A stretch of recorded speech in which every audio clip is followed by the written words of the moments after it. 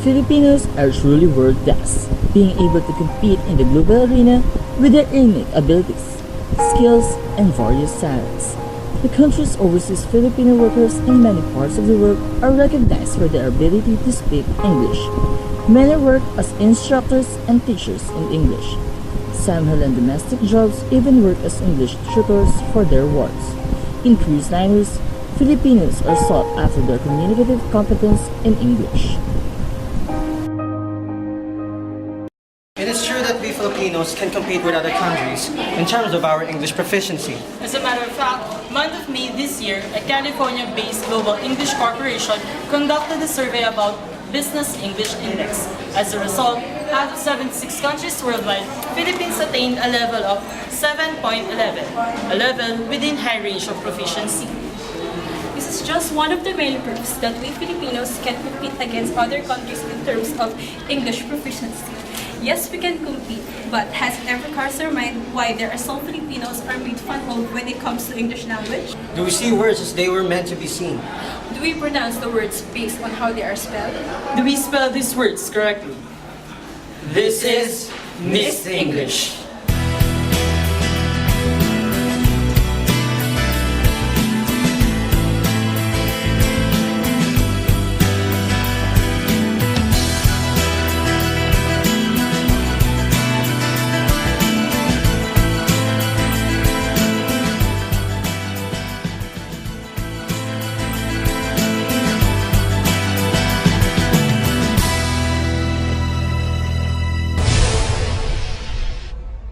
Many of us think that the correct spelling of misspell is misspelled, when in fact, the correct spelling is misspelled with two S.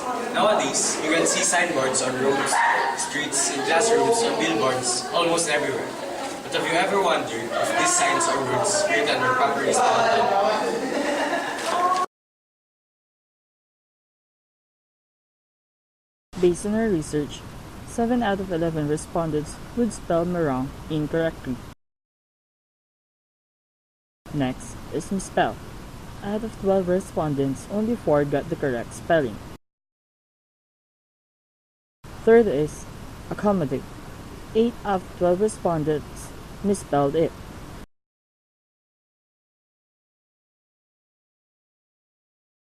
Last would be barbecue, a common term for us Filipinos.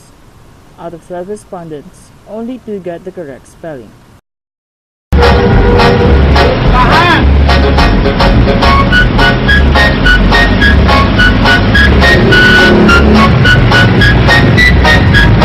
Mga estudyante ba kayo?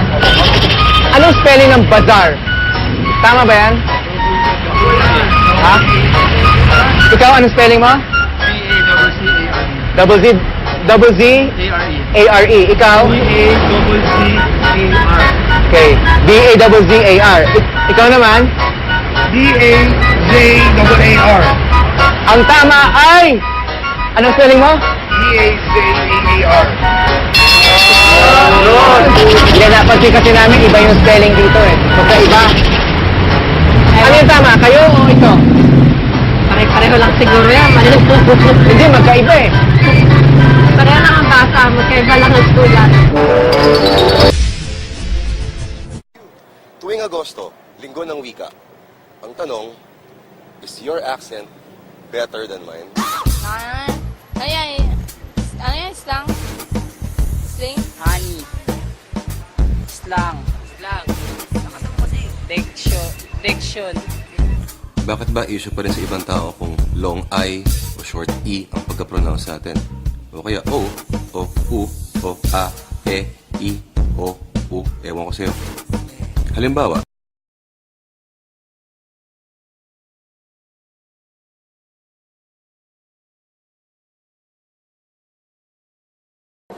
Cleanliness.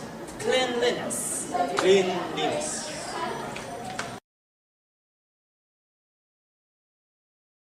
News.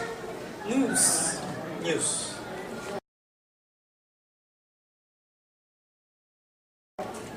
Stigmata. Stigmata. Stigmata.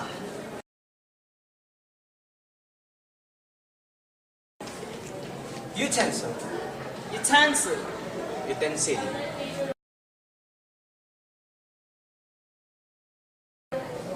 Cocoa. Cocoa. Coco.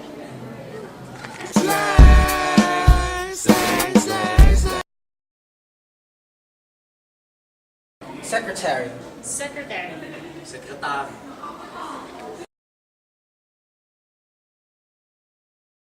Chocolate. Chocolate.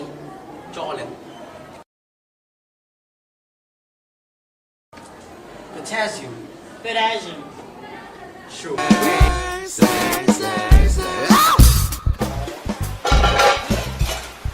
Marami sa atin tinanong bakit pinagtatawanan yung tindera sa karinderya. Pag tinatanong niya tayo kung gusto natin ng sauce, no? Para sa inihaw, o kaya box, or tipsy, o royal. Actually, pag iniisip mo, lahat naman sila talaga soup drinks. Bakit nga ba kailangan nating baluktutin ang sarili nating mga dila? Para saan? Para kanino?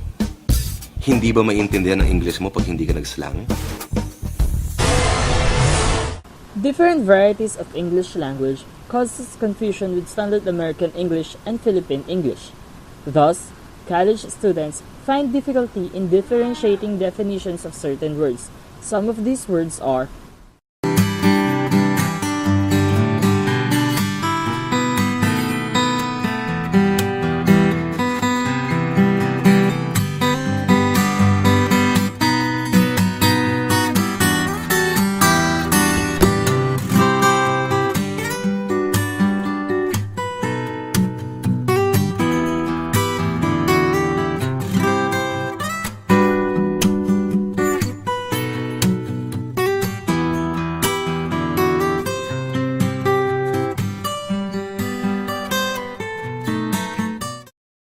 As an English teacher, how would you assess college students when it comes to English proficiency?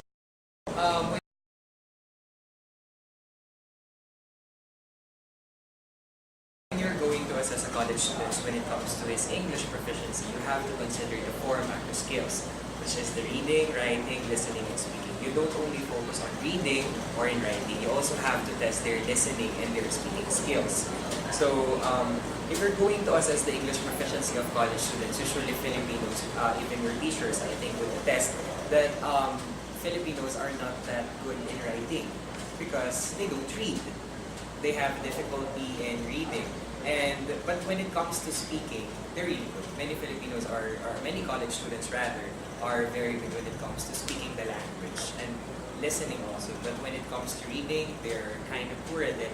And of course, reading follows writing, vocabulary as well. But generally speaking, college students, especially those who study in private schools like our university, many of the college students here are good in speaking in English. But like what Arjuna said, they're poor in writing simply because they don't read. Right, from your experience, you'd rather You'd rather listen, you'd rather see than read. Yes. So if you don't read, you can't write. But that's it. So Do you think that the majority of the college students are competent when it comes to English language? As I have mentioned, you have to consider the four macro skills in order for you to identify if the student is competent in English. So, considering the four, perhaps college students are average when it comes to the English language. But we can actually, Filipinos are better English speakers than the other Asian countries. I think the Koreans would attest that because they are studying here, because they believe that Filipinos are good when it comes to speaking in English or in the English language. So, perhaps we're near to being competent in the English language. kasi when you say competence, you don't only measure the competence in one macro skill. Maybe they're good, they're competent in speaking, but they're not competent in writing, not so competent in reading, and then in listening. See, if you say competence, if you will talk about competence in general term, I would agree with Aljon that we are just on the average. But if we are talking about competence in speaking, I would say that college students speak English well. Why do you think college students often misspell common English words? I think the media plays a big role when it comes to the misspelled words of the college students, because you all know, I guess all of you have Twitter accounts, and in Twitter you only have 160 characters. So how would you convey your thoughts if you only have 160 characters? So you have to shrink the words. So and also in text messages, you don't usually You do a lot of texting, and then you don't spell the words in their proper spelling. So, correct, right? Yes. Right. So I think I that know that. really affects the misspelled words of the college students. And also sometimes it's about familiarity. If you're not familiar with the word, most likely you will be able to misspell it. Okay? Why do you think college students often mispronounce common English words? I think the reason why the college students often mispronounce certain English words is because we are accustomed to our Philippine English. I know that's one of your questions about the Philippine English, because when in Filipino, kung anong bye-bye, siyang bigkas. In English, we do have the silent letters. For example, almond is not almond, it's almond. But if you're going to ask a Filipino to read the word almond, it's almond. Because we are accustomed with kung ano ang bye-bye, siya ang bigkas. What can you advise college students in order to widen or broaden their English vocabulary? Read. Yeah. See? Just read. Continue reading.